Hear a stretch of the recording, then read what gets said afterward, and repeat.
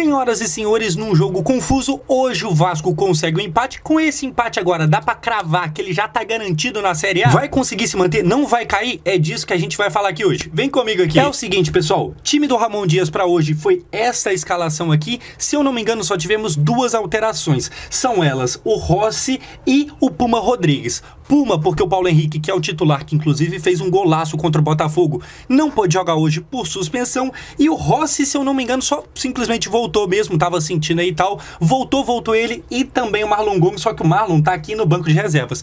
Enfim, de mudança, caso eu não esteja enganado, é só isso aí mesmo.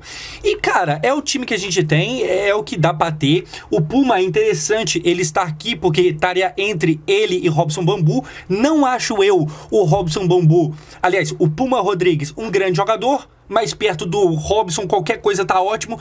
Enfim, o jogo começa lá no estádio do Cruzeiro, sem torcida, e começa até que bom pro Vasco, porque o Vasco consegue fazer um gol impedido com o Verratti, mas o gol impedido do Vasco já mostra que, mesmo fora de casa, o time tava ali conseguindo, sabe, impor alguma coisinha, não tava tomando tanta pressão, e depois do gol impedido, acontece isso aqui. Um gol válido, um gol que não tem impedimento. Vamos ver o lance, pessoal, porque o negócio é o seguinte. Olha só, o Puma, ele meio que se embola, cruza pra ele mesmo, o zagueiro não faz nada, ele dá uma cabeçada na bola, chuta e faz um golaço bizarro. Assim, nada é mais Puma Rodrigues do que esse gol. Pra você que é vascaíno, você já sabe o que eu vou falar aqui e você provavelmente vai concordar, inclusive presta atenção. Agora, pra você que não é, deixa eu te explicar o que é Puma Rodrigues. É um cara que marca mal, mas que ataca bem, que às vezes faz golaço. Ele não é um cara que é assim muito goleador, até porque ele é um jogador do setor de defesa, mas até que ele faz de vez em quando. E quando faz, é golaço. No começo deste ano, o Puma fez um gol contra o Flamengo de fora da área, numa baita pancada, que inclusive fez quase todo mundo que torce pro Vasco se iludir, pensando que a gente tinha um baita lateral e que não sei o que. Como eu falei, foi só uma ilusão mesmo. Mas assim, o golaço foi golaço naquele dia e hoje acontece outro, tá ele aqui comemorando. É igual eu falei, é cagada. É um gol meio que na cagada. Se você for ver, pelo menos pra mim, eu acho que ele não tentou dar um chapéu naquele lance. Pra mim, ele tentou cruzar pra área, errou, aí acabou que virou um cruzamento pra ele mesmo, e a bola meio que sobra, ele ajeita de cabeça, e aí sim, com méritos, ele acerta uma pancadaça, um chutaço no gol do Rafael Cabral. Cara, é aquilo. O que eu acho do Puma em relação ao Robson Bambu, já que não tinha hoje o Paulo Henrique? É igual eu falei, o Robson Bambu, com todo respeito, mas é horrível, cara. É horrível. O Robson não ataca e não defende. O Puma defendendo é horroroso. Isso aqui, no setor defensivo, ele não arruma nada, ele não marca ninguém, ele toma bola nas costas direto, parece você, ele toma bola nas costas direto, sabe? O Vasco cansou no começo do ano de tomar gol porque o Puma não marcava atrás dele, só que no ataque ele ainda rende alguma coisa. Então, mantendo a coerência aqui, se você já vê meus vídeos, se você vê eu passando raiva com o Bambu, você vai lembrar que quando o Ramon coloca o Bambu de titular, eu falo, mano, pra quê? Pra que serve o Robson Bambu? Porque ele não marca bem e ele também não faz nada no ataque. O Robson Bambu, naquele último jogo lá que foi contra o Goiás, se eu não me engano, que foi o último jogo que ele foi titular, mano, ele deu uns 2 cruzamentos lá que fez eu pensar, meu Deus do céu, o que tá acontecendo com o mundo? Como é que um cara desse vira profissional? E eu cheguei aqui no YouTube quase que coringando, quem viu o vídeo tá ligado, hoje, não tendo o nosso titular, que é o Paulo Henrique, a gente tem Pumita Rodrigues, que não é lá grandes coisas, mas dos males o menor, certo? Então o Vasco começa com um bom gol, um golaço, só que aí a coisa começa a desandar. A partir do momento que o Vasco faz gol aos 15, na verdade aos 14, quase 15, o Vasco já começa a fazer cera.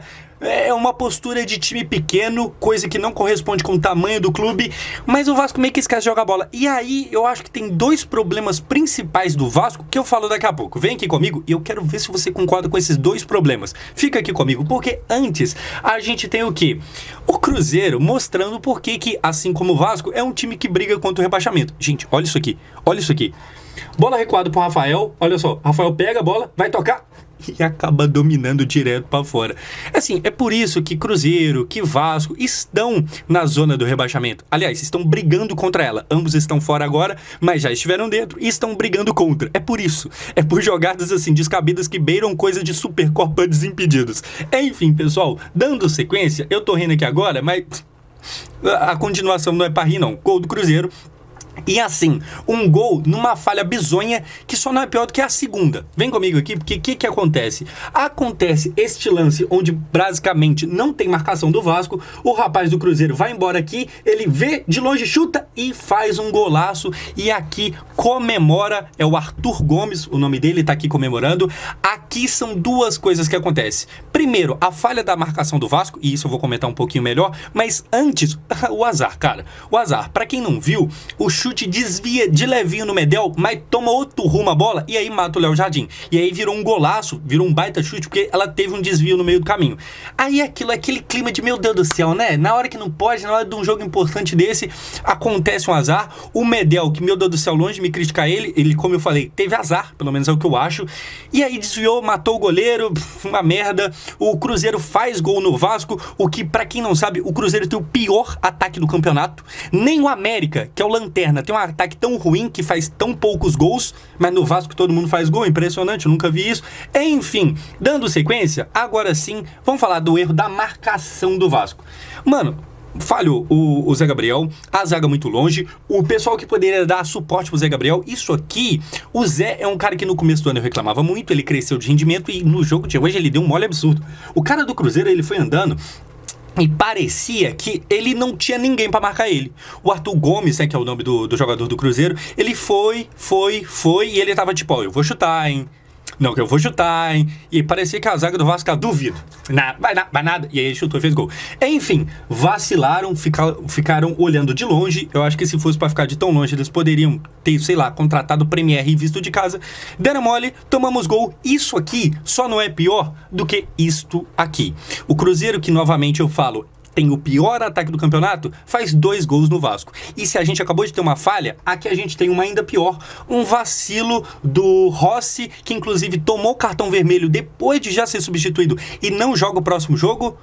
Alô, Vascaíno, eu sei lá se isso é uma coisa ruim pra nós, a gente jogou tão mal hoje que eu nem sei. Enfim, o lance do pênalti, pra quem não viu, é esse aqui, ele bate a mão na bola dentro da área, e aí claramente é pênalti. Existe uma polêmica, pra quem não viu, sobre a posição do Matheus Vital, que é o jogador do Cruzeiro, sobre talvez ele estar impedido ou não. Por quê? Porque pra quem não percebeu, o Premier, sabe, simplesmente não mostrou a linha de impedimento. Então assim, como é um jogador que estava meio pra frente, era pra eles terem mostrado pra pelo menos matar essa dúvida. Não mostraram, talvez chegaram a analisar e viram que não estava impedido, mas faltou matar a dúvida do torcedor, e aí a gente fica com aquela pulguinha atrás da orelha de, mano, será que eles conferiram?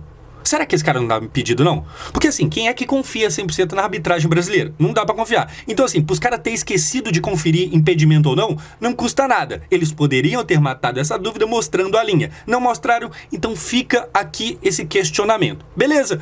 Dito isso, pessoal, pênalti marcado, gol do Cruzeiro, o Rossi deu um mole absurdo, e aí na cobrança, vem o artilheiro dos caras no ano, bateu, sem chance pra nós, comemora aqui e termina o primeiro tempo. E aqui eu tenho 2 comentários a fazer sobre o time do Vasco e eu quero saber se você que assiste o time concorda. Primeiro, o Vasco parece uma Coca-Cola de 3 litros. Do nada acaba o gás, muito rápido. Assim, a gente faz gol com 14 minutos e 45 segundos com Pumita e o time esquece como é que joga bola. A partir do momento que a gente faz gol, a gente morre. Parece que o time acabou o gás, parece que tá todo mundo cansado, parece que, assim, acabamos de jogar ontem, aí estamos cansados hoje. Mas na verdade a gente tá vindo de data FIFA, esses caras tudo tava de boa. Um ou outro aqui e ali que estava em seleção, tá ligado? Que é o caso do Medel e tal. Mas assim, no geral, tava todo mundo de boa e cansa muito rápido. O Vasco, às vezes, do nada, como eu falei, parece, pra mim, e eu quero saber se você concorda, uma Coca-Cola de 3 litros que acaba o gás muito rápido. É impressionante. Do nada, aparentemente, os caras baixam uma depressão e não quer mais jogar bola.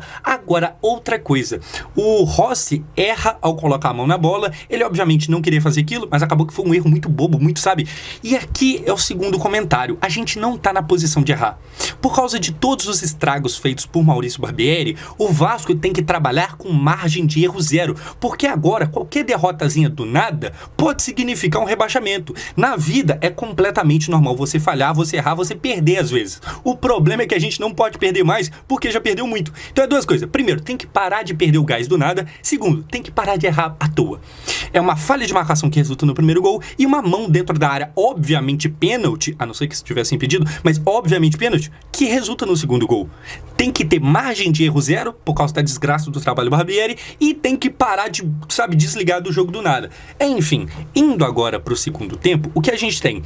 A gente viu aqui nesse vídeo o Rafael Cabral dominando a bola direto pra fora. Eu até falei, e é por causa de coisas assim que o Cruzeiro está onde está. Agora vamos fazer isso do Vasco? Vamos rir da nossa própria desgraça? Porque assim, rir do próximo é fácil, né? Olha o Pumita, que fez gol e tá com moral e tal. Mas olha só, ele pega uma bola aqui e aí ele vai dar um gás pra correr, ele estica a bola na frente e sai com ela direto pra fora. É o que eu falei, cara, a gente não pode se iludir com o golaço do Pumita. O Pumita é o tipo de cara que faz golaço e ilude. Mas ilude muito. Mas você vai ver ele jogando bola, é isso aqui. Quem tá acostumado, e é por coisas como essa que o Paulo Henrique é o titular. Seja bem-vindo de volta, Paulo Henrique, no próximo jogo. Dando sequência, a gente tem agora, aos 10 do segundo tempo, com o placar de 2-1, o Cruzeiro ainda vencia, o Vasco finalmente melhorando. O Ramon Dias para, olha, e aí mexe, coloca o Jair, o Marlon Gomes, que voltou agora de lesão, igual eu falei pra vocês, ele ficou muito tempo fora, mais de um mês, e colocou também Dimitri Payet, o herói do último jogo, o herói do gol de falta que parecia o Roberto Dinamite. E a partir do momento que esses três aqui entram, a coisa muda. Os três entram em campo e o Vasco parece que, revive, ressuscita, e aquele gás que eu falava que tinha ido embora, ele volta.